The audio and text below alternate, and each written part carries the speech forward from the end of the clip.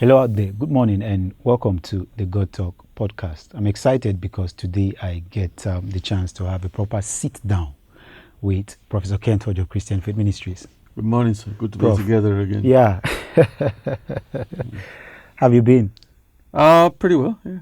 Thanks. So we've been having these discussions with Prof. On our last stream. We started a very interesting conversation about the world at war, reversing the trend, and we had such a good time that could we exhaust all the questions or the issues I wanted to take Prof up on that stream. And so I promised that on our next discussion we're going to conclude, and so that's what we'll be doing today. This will be the second installment of our discussions on a world at war, reversing that trend. And Prof, just let's get right to it. Picking up from where we left off on our last discussions, it is often said around the world today that war is big business. There's that saying that war is big business today. Do you subscribe to that opinion? Yeah, no, I don't. In this, it is in the corrupt sense, in the negative sense. So, especially with private central banking. So the private banks manage our government spending all around the world, and so governments go into large debt in order to finance wars, and the private banks earn interest on that, so they get very rich. But that's wealth at the expense of the whole of humanity. Yeah.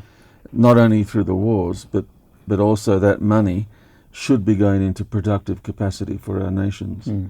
Which can earn income for everybody. So in wars, only the banks get rich and maybe the munitions companies. But finances are sucked out of other sectors of our economy, like industry and infrastructure, for the common person.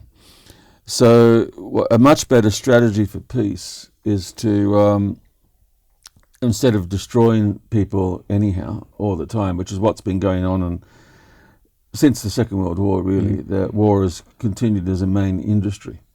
So you've got, from Western perspective, the British Empire, frankly, and people might not understand this unless they do some study of what's going on, but they have been running the world on the same colonial basis that they did before the Second World War, although they've apparently been giving independence to countries. They still run a financial colony with offshore banking, the banking empire situated in the city of London. So they control the world's finances, and they have pretty well occupied the powers in American government since the Second World War. America used to be a sort of an isolationist worldview. They wanted just to be free from the British Empire and the American Revolution and just look after their own business. But the government's been infiltrated by British interest over the years, and they've conscripted the American army into serving their own global imperialism because America is a more powerful country. And so you've got many politicians in America that have been trained through the Schofield scholarship. Cecil Rhodes. Schofield, who developed Zionism, was one of his students, actually, which we won't go into that now. Well, sponsored by Rothschild's banking, but that's another matter. The Cecil Rhodes scholarship helped train, and not only Cecil Rhodes, but many associated groups with Rhodes. Trained a lot of leaders in the UK and centres around the world for most of our nations, taking up leadership positions in America, Australia, Canada, and many nations in the British Empire. So these have been infiltrating American politics, and as I said, in sort of taking over the British Empire. The American Army, armed forces. The CIA was developed at the end of the Second World War to be an intelligence community, really to back up British interests around the world, conducting colour revolutions in countries. One of the first ones was Iran after the Second World War. that elected a leader who nationalised the oil industry, taking it away from Britain. So British MI6 CIA agents from American intelligence conducted a coup in Iran, overthrew the elected prime minister and put in the Shah as a puppet, and who handed the oil industry of Iran back to Western interests. So these sorts of things have been going all over the world, sort of backed up by CIA or instigated by CIA and MI6 and Mossad agents today. And so to try to cut a long, it's a very long story, and listeners might not know anything about this because these things are not published openly. You've got to search for them to find out what's really going on, who's really controlling governments around the world, banking interests that conscripting armies and intelligence services on their behalf to control governments around the world and so on, to make sure that their banking interests prevail through International Monetary Fund, World Bank and so on, controlling economic policies of many countries. And so, as we were saying, war is one of the most profitable enterprises, mainly because it leads governments into government debt, which accrues huge interest payments to the banks and in debts to the public of all these nations. The government's going into huge debt on behalf of the people, citizens, and then they have to increase taxes on the citizens to pay that interest. So the whole thing's a fraud. A, we don't need these wars. B, we don't need private banks issuing debt to governments. Governments should issue their own debt without the banks. So there's a massive lack of education in the people. So falling for this private banking fraud, private banks become our central banks. They set up a facade of government control, but that's just a facade. The banks are really controlled by private interests, and so they suck all the profits and impoverish people. And so the problem is that money that these private banks produce goes into things like war and into speculative spending. And when I say speculative spending, I mean people borrow that money for housing, not for productive purposes. So to buy existing houses, to existing assets, whether in housing market or in stock markets, and like double your money schemes. Just buying into financial schemes to increase the value of it, to sell them and to make a profit. You haven't really done anything. You just bought a financial asset, held it for a while till the price goes up, and then sell it. Well, okay, you've made money privately, but you haven't produced anything. You haven't produced jobs, haven't increased income for your nation or the people. So these things are all scams, and so the government needs to take control of national banking and make money available without the private banks, without borrowing from private banks, which is virtually interest-free. We don't have to pay interest on it, and then that money that's what we call credit that the government creates out of nothing, just prints money. That should not go into wars. It should not go into speculative spending just to increase personal wealth, but it should go into the development of industry. The government should lend to industry development and to infrastructural development, big projects like nuclear power stations. Dam projects, agriculture, irrigation, major projects, sort of projects that Gaddafi was doing in Libya before NATO destroyed them. Like he was greening the Sahara Desert, massive projects. The greening of the Sahara Desert was the biggest engineering project in human history of any country, which he was financing and doing. This is why they got rid of him, because it was leading to huge agricultural independence for Africa. And if you go back to the... He told us he was a bad man. Oh, very bad. Well, this is what he was doing that was bad. he was, building the interest of African nations to become independent economically, politically, financially, concerning our currency and things like that. And so, yeah, going back to the 1974, which I mention often, the Kissinger report. Now, Kissinger was the Secretary of State under Nixon in America in the 70s, and he produced, which was then a secret report, a policy report for American foreign policy. And one of the stipulations in that report was that countries, and he mentioned Nigeria, should not be able to develop, whether economically, industrially, or agriculturally. Wow.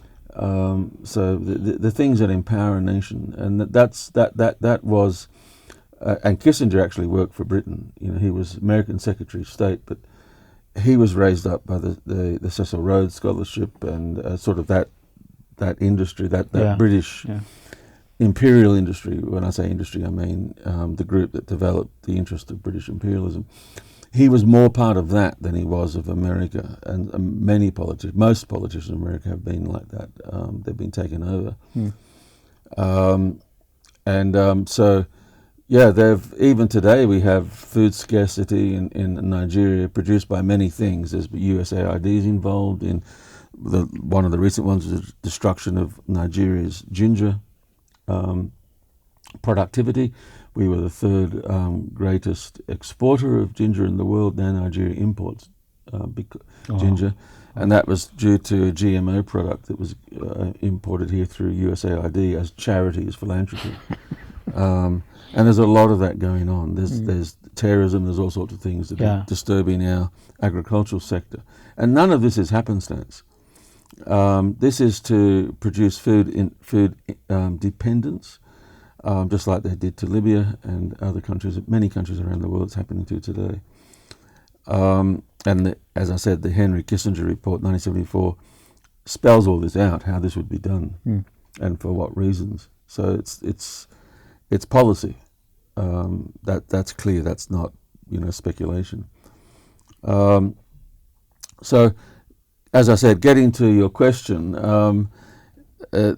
what we should be doing, and it's better financially, it's better for the people, it's better for peace, is not letting our nations be run by the private banks who promote wars in order to bring countries further into debt and to get more interest payments from them. Most of these wars are promoted by the central banks, private central banks, through propaganda they put out on the media, through causing countries to be against each other through propaganda, and through diplomats that they put into place in certain governments.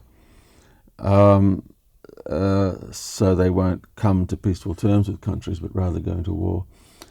But what would be better, as I said, not to have private central banking running our governments, but governments printing sovereign money that belongs to the country, not to the banks, which we've already mentioned, that goes into industrial improvement, infrastructure improvement in the country, like Gaddafi was doing, and like what President Trump is doing now in America.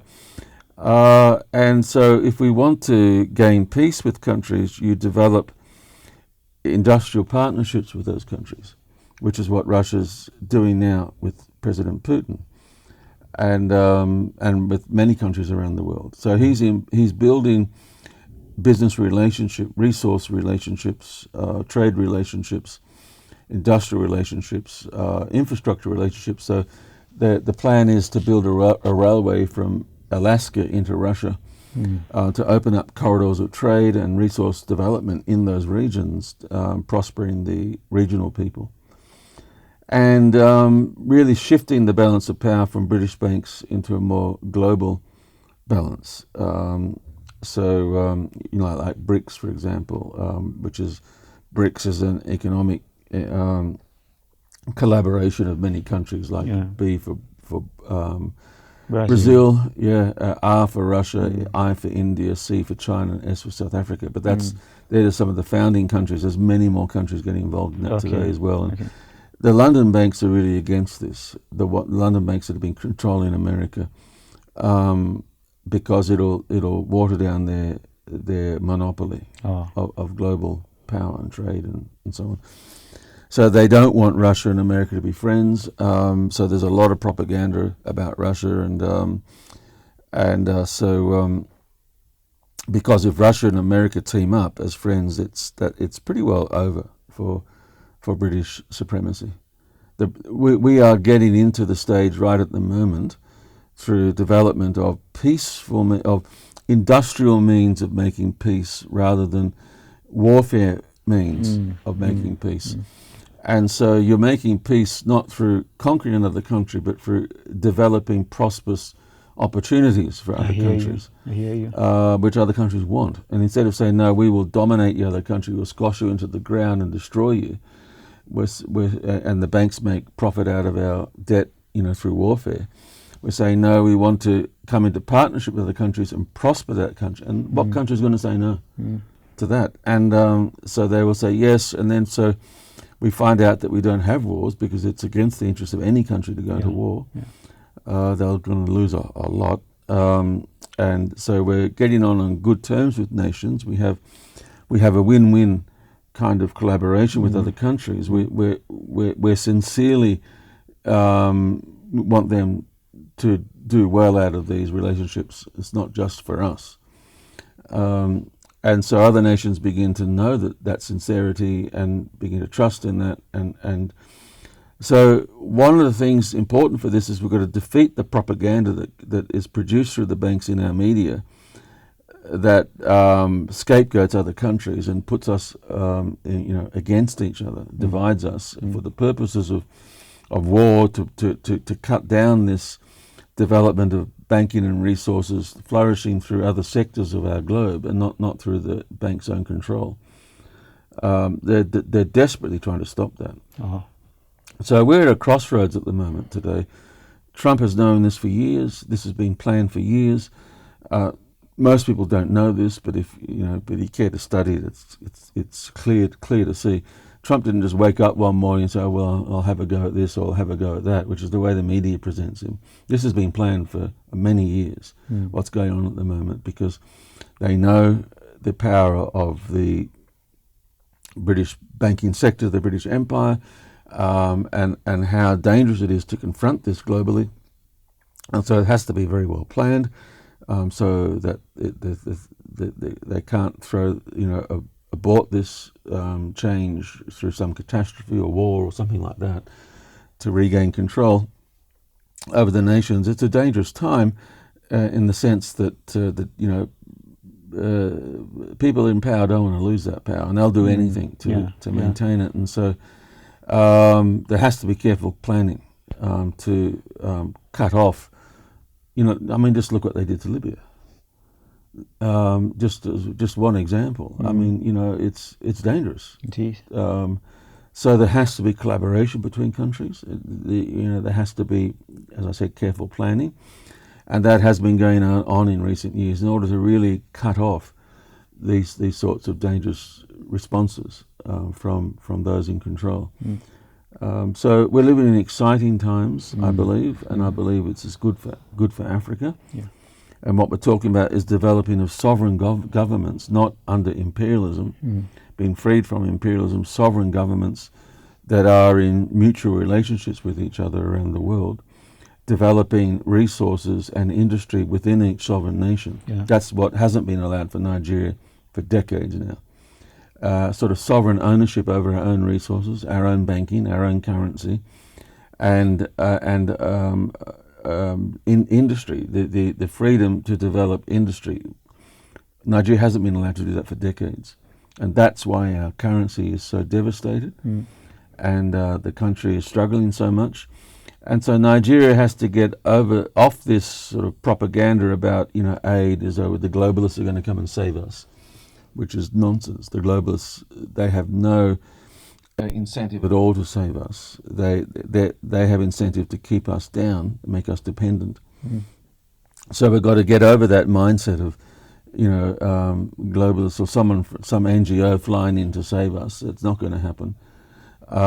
And say, okay, we've got to take sovereignty and take control over our own situation. Yeah. Like Trump has been doing in America, we need to do the same thing. We need an industrialist here. And someone talking about make Nigeria great again. We've got to talk about our sovereignty, our own financing, our own banking, our own industry, our development of our own resources, making our own political and economic decisions, getting our sovereignty back. and say we can't become pawns of the International Monetary Fund. Well, we have been, but we've got to stop that. World Health Organization, all of these global institutes are dictating policy in Nigeria. That's got to stop. And Nigerians have to meet together, government people and the basic committees and boards within Nigeria, and sit down as Nigerians and decide what's best for this country and make decisions on their own as sovereign Nigerian government bodies for the best interest of the Nigerian people, not as puppets for foreign powers, thinking,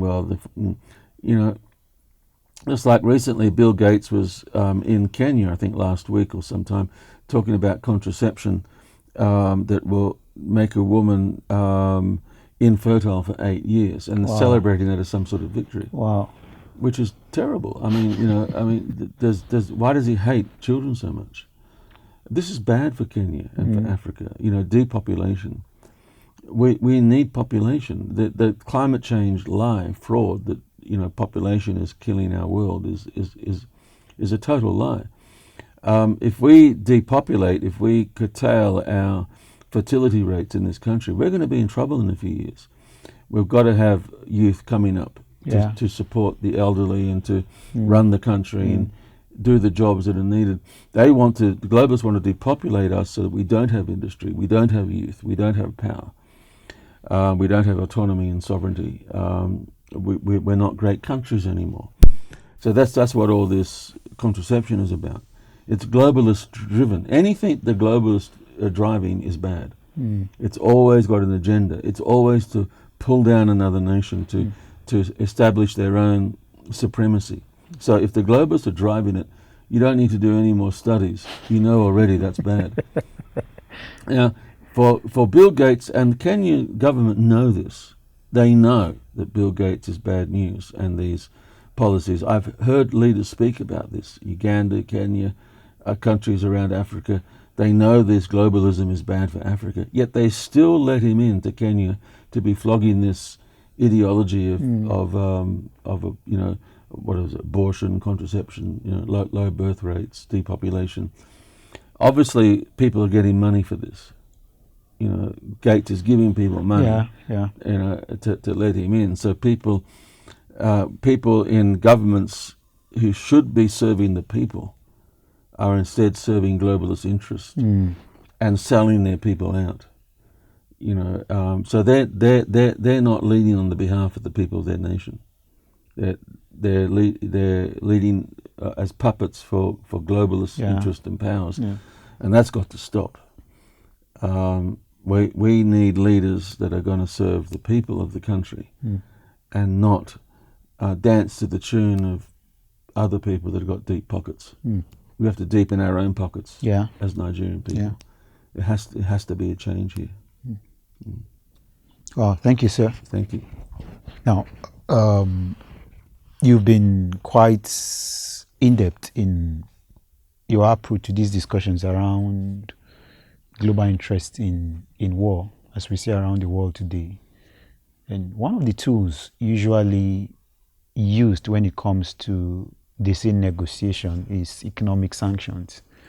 And when I look at the subject of economic sanctions, I kind of find a semblance to the siege, approach I see in the Bible, where a nation goes to war against another nation and cuts them off or shuts them in completely and creates extreme hardship and suffering. And the idea is when the suffering becomes unbearable, the nation under siege is supposed to surrender or accept defeat. And I find that, kind of like it's similar to what economic sanctions do today, because nations that are put under sanctions kind of suffer a lot. There's untold hardships. They are kind of like cut off very basic supplies and left to fend for themselves. I wanted to ask the question, in your own estimation, what would you say is how effective are economic sanctions as a tool for negotiations in enforcing peace or stopping conflicts? Well, I think one of the reasons why sanctions cause us to suffer so much is because we've become so vulnerable to them. So, like when we came to Nigeria in the 80s, Nigeria, well, it was already, deindustrialization had already started, but say go back to the 70s, 1970s, Nigeria produced most of the things that it consumed. Very true. Industrially, agriculturally, whatever, most things were produced here. That's where that's the state that a country should be in. So the world, someone in the world can't say, well, we're going to stop you having this, that, or the other, because we already make it ourselves. So we're not vulnerable to sanctions. Yeah. So we're developing our own resources. We have our own banking industries. We have our own production centers, our own factories. We have our own oil and oil refineries. We pretty well have everything. And if we don't have everything, we have mutual trade relationships with neighboring countries that are not going to dance to the tune of globalist sanctions, for us. But they've also developed their own resources, and they have independence, they have sovereignty. So they're not going to just obey some global master. They're going to stay in good relationships with Nigeria, and we're going to help one another and work together as regional nations. So we've got to develop that regional nation relationships. We've got to develop this this sovereignty of nations. So nations generally can't be controlled by some sanctioning board abroad, but we will make our own decisions on a bilateral basis with other countries. Sanctions lose their power if in these sort of situations where we have these relationships and we have domestic production. At the moment, Nigeria doesn't have an oil refinery, except I think Dangote just very recently, which I believe is still under the control of globalism in terms of oil pricing and so on.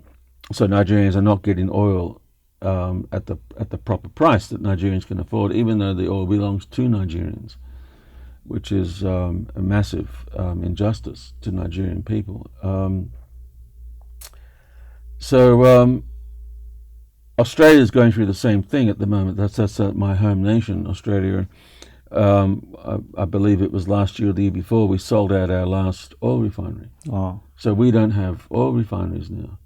And because of climate change, and they're forcing Australia to stop oil production, drilling, crude oil production. So, which is a complete fraud. They've deindustrialized Australia as well as Nigeria. So that means we are dependent upon other countries. So sanctions will bite very hard. Australia has to be very careful not to offend these global powers because they'll just put us under sanctions. So we've lost control, and our governments in Australia have sold out the Australian people. We used to have a great thing, telecom, the telephone industry. Yeah. It was government-owned industry. And then back in the 80s and 90s, we had globalist economics sweep through our universities. It was already there in the 70s when I did economics at university, saying globalist economics taught that we should privatize all of our industries and then sell them out on the stock exchange. Yeah. So what happened is that the government privatized telecom, the telephone industry, sold it out on the stock exchange. I said, we're selling it to Australian people. It'll still be Australian. Well, that's nonsense. Australians are going to sell it to globally, whoever offers them the best money for it, because all we want is a better house and a better holiday.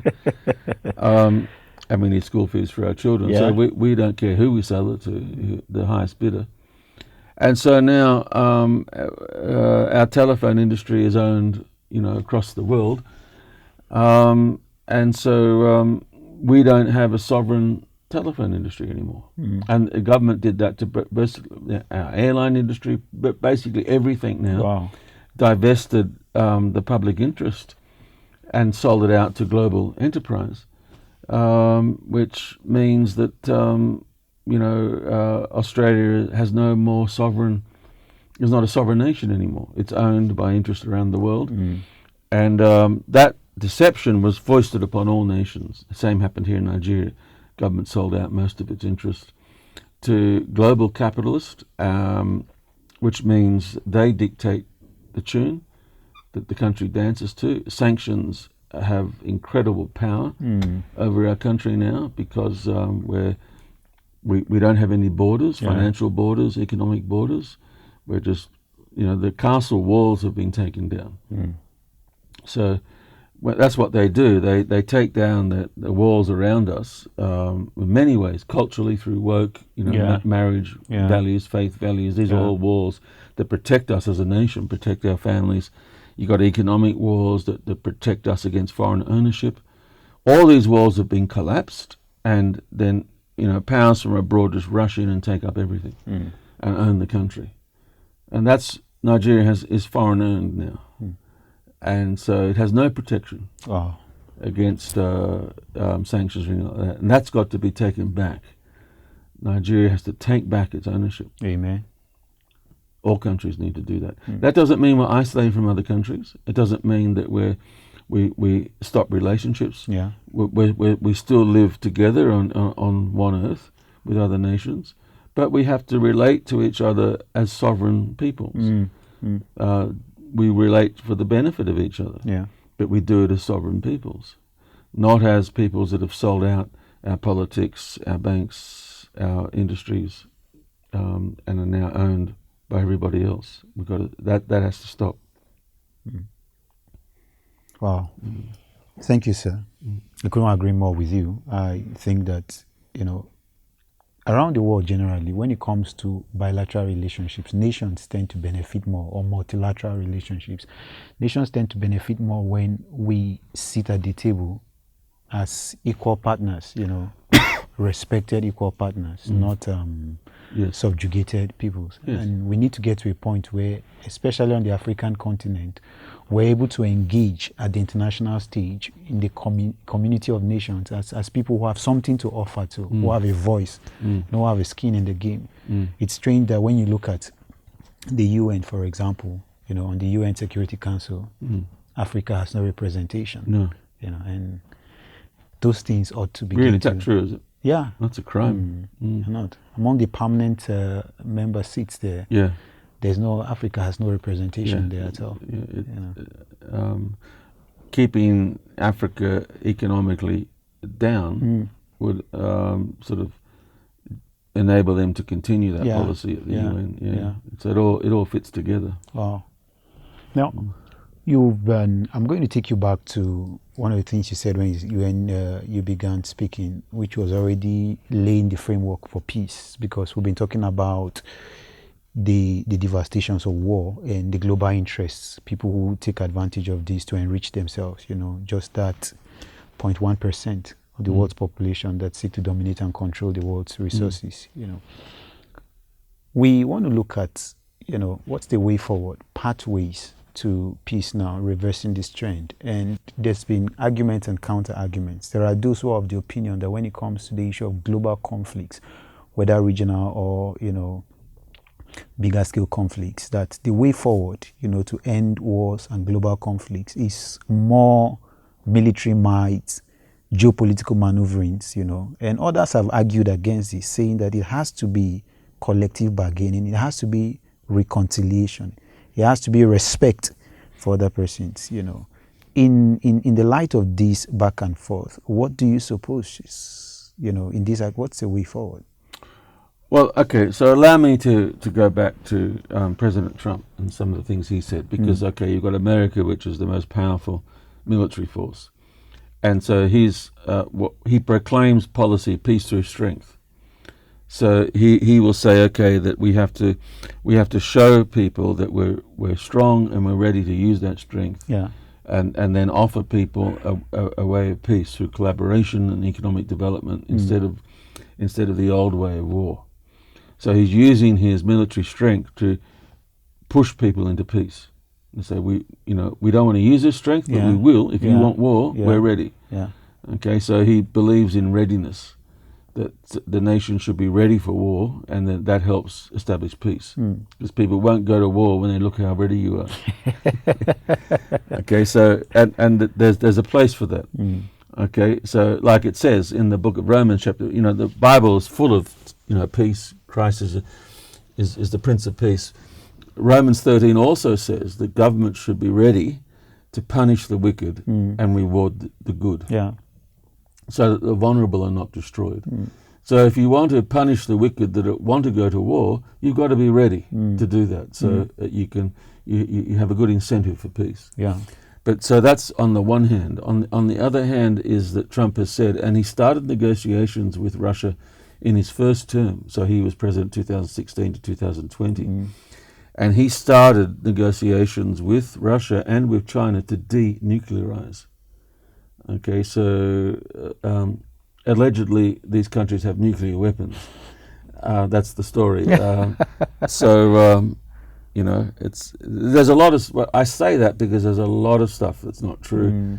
You know, the tales that governments spin over the years and so on, the globalist and all that. But like Saddam Hussein and his weapons of mass destruction. Yes, that we are still looking for today. That's right. So it's quite possibly true. I don't really know. What I'm saying is, I think one of the things we've realised lately, particularly since COVID, is there are a lot of things we are told that are not as they are. Yeah. And so I've become circumspect in recent years and think, well, do I really know this or that? You know, according to the narrative of the story. I know this is the public story. Yeah. But you know, is there proof of this? Is there evidence of this? So, in other words, we're taking, in a sense, information into our own hands and becoming responsible citizens. Yeah. To not just to sit back and accept everything, but to to become knowledgeable researchers. We can make mistakes, as you know, and there can be a lot of false information out there, but we need responsibility to be engaged in narrative and in truth, and in what we're being told around the world, and propaganda and all these sorts of things. So. But anyway, getting back to what I was saying here, is that denuclearizing this, or at least from a narrative point of view, that we have all of these weapons, there's this fear that holds the world in division and on the brink of annihilation and global war. It's this constant fear that people grew up with. I mean, I remember growing up with that, you know, being told that we could be obliterated in a second, and we're that close to it. It almost happened in the 60s in the presidents of Kennedy. And it's a trauma for a kid to... Yeah. I had nightmares about it as a child. Once I had fever, I had the flu, and I had great nightmares of nuclear holocaust. Wow. So to one extent or another, people grow up with this trauma to the extent that they have knowledge of these things, you know, taught to them in school and things like that, or on the television, you know, to the extent that they're exposed to these kinds of fears. Anyway, Trump entered negotiations with China and Russia to denuclearize, and which I think it was Reagan or someone was doing this before, but America pulled out of it, again, led by global banking and the Cecil Rhodes sort of organisation, British Empire imperialism, because they wanted to dismantle friendships with Russia that had somehow established after the fall of the Soviet Union in the 1990s.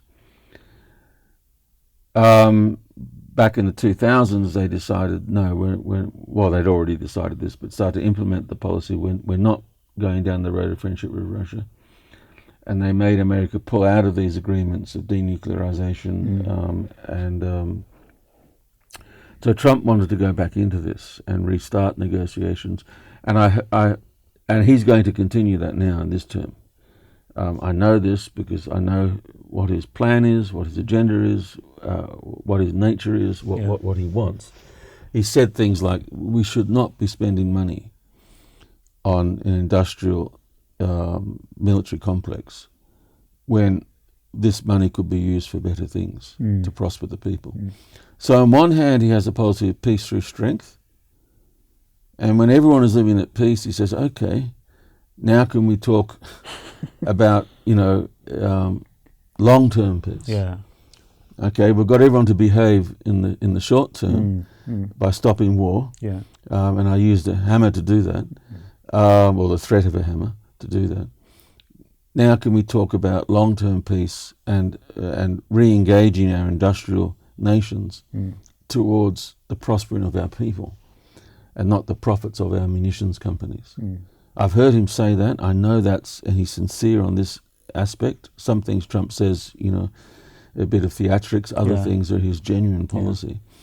And I know this is his genuine policy. So if we can go on into Trumpian politics long enough, I expect there will be proper relationships with China and Russia and denuclearization and a cut back on military spending.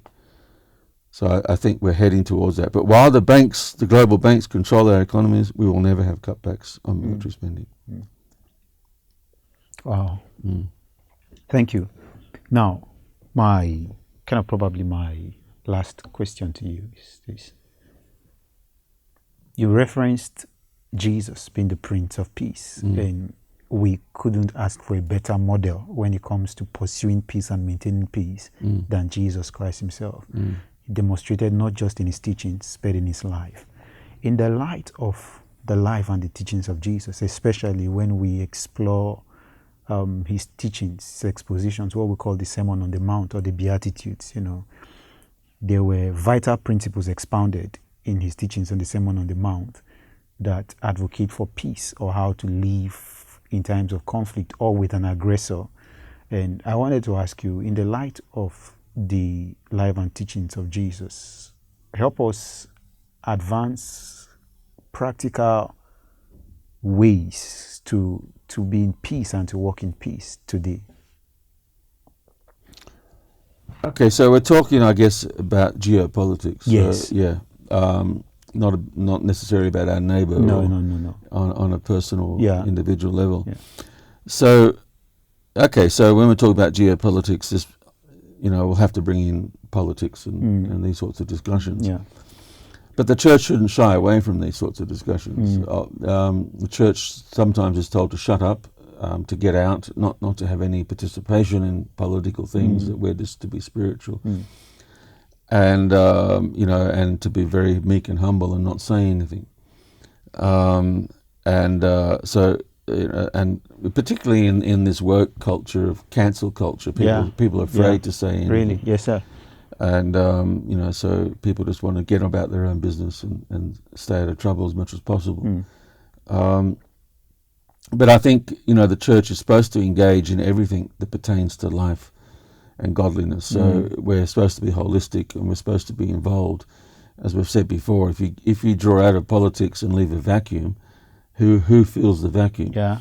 Well, Satan does. So if he sees a house swept clean and empty and swept clean, he'll go in and take it over. I hear you, sir. Yeah. So we can't leave sectors of our nations empty. We've got to be involved in those. And as unpalatable as it may seem,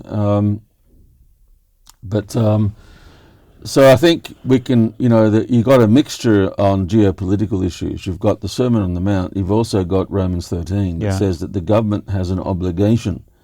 So as Christians, and as a church, I believe in pacifism. So and that's just not theory.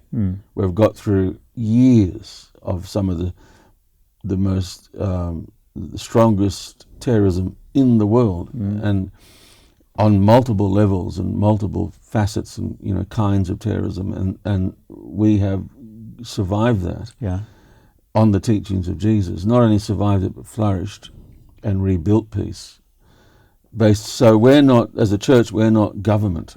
We're not called to go around and punish the weak and sorry, not the weak, punish the wicked. Yeah. We're not called to do that as the church. The problem is that when you're trying to right wrongs, this is the thing where, we start seeing the wrongs around the world today, and we get, passionate about it, and we've got to do something.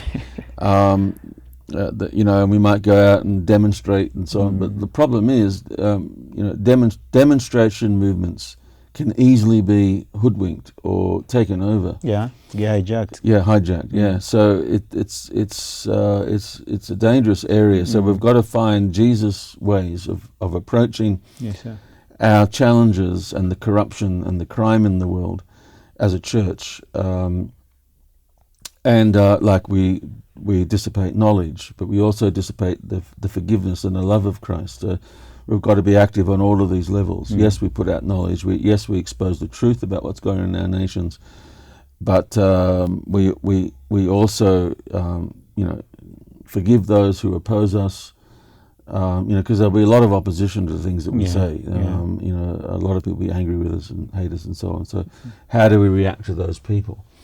Well, we've got to react to them Christ-likeness. So it's a real challenge, because you can't disengage from the issues of the world, but neither can you engage them in a sort of a bitter, hateful spirit. You've got to get the right spirit, but you also have to be engaged. We can't just run away from these things. But the government, on the other hand, has an official responsibility to punish the wicked. If there's lawlessness, if there's paedophilia, if there's child rape, if there's high-level corruption and treason in a country, there needs to be consequences. If there's no consequences for crime, it's the weak people that suffer. So the government has to. The job of the government is to protect the weak, and that means to prosecute the guilty. That's just the world we live in, and that's what God has kindly given us government for. And Romans 13 is very clear that government is God ordained for this purpose. So I would say that if a government is not doing this, then it's not the government that God wants for us. And so government should be righteously prosecuting wickedness, not prosecuting wickedness for its own purposes. To support its own position and or scapegoating. Or just squash opposition. The government has to do this in a genuine, carrying out of their duties to prosecute crime. So we have law in a country. The government must use that law to prosecute crime, not use that law to go after its own enemies.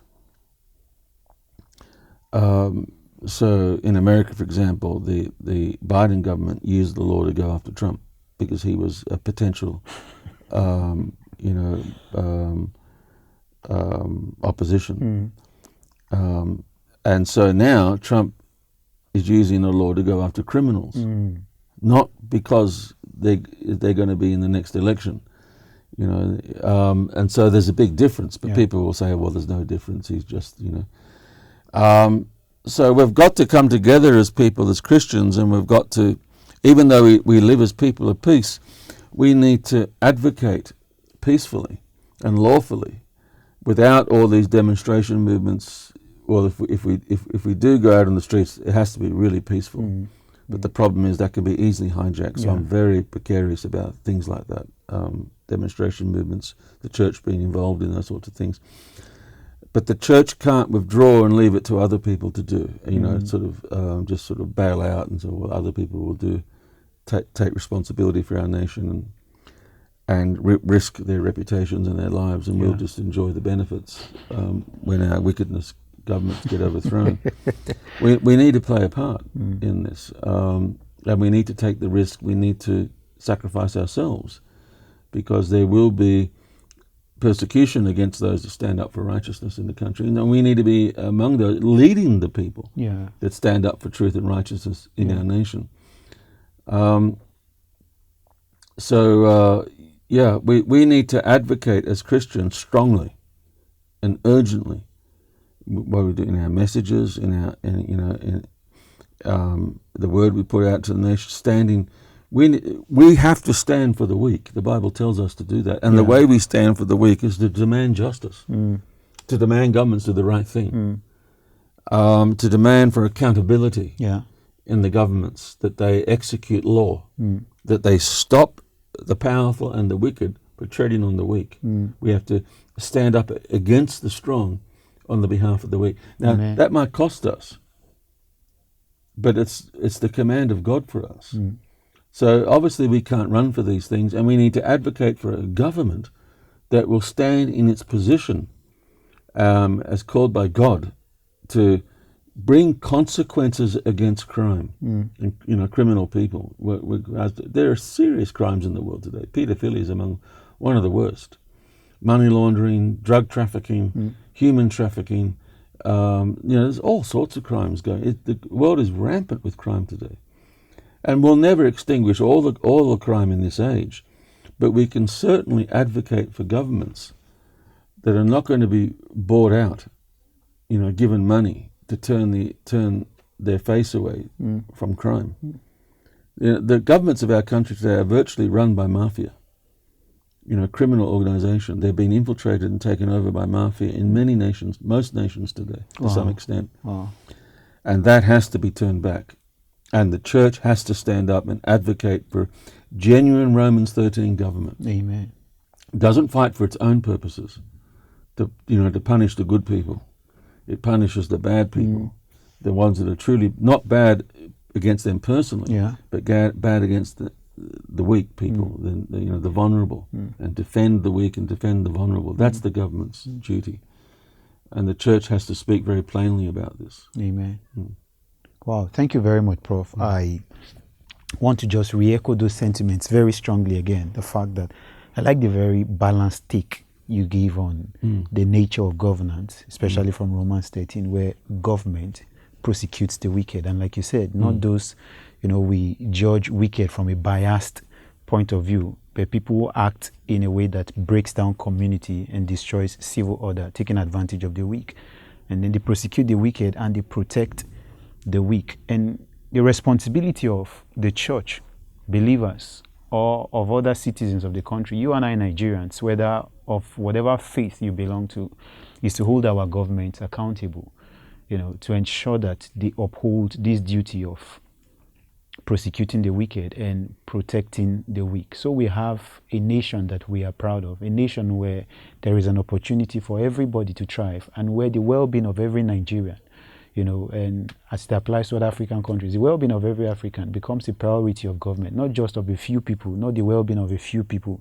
And it means also we have to be objective in our approach to, engaging this social discourse, so that we don't just side with an evil or a bad government because we are benefiting from it, because a lot of that happens sometimes, where people would not call out bad governance because they are profiting or benefiting from it in one way or the other. We tend to have a lot of that happen in Nigeria today, when we have people who are related to you in power.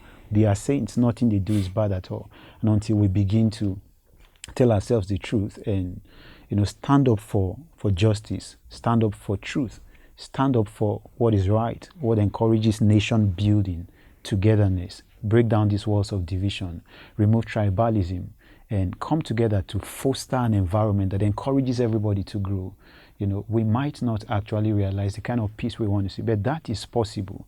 This form of education, these things we're hearing and learning, is vital to cultivating that mindset that helps us build the kind of nation that we want to have. Thank you very much, Prof, for taking the time. It's been a blessing to have the opportunity to sit down and talk with you about these things. I enjoyed it, sir. Well done. Thanks for taking the time.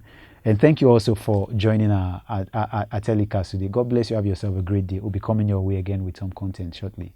Thank you. Thank you.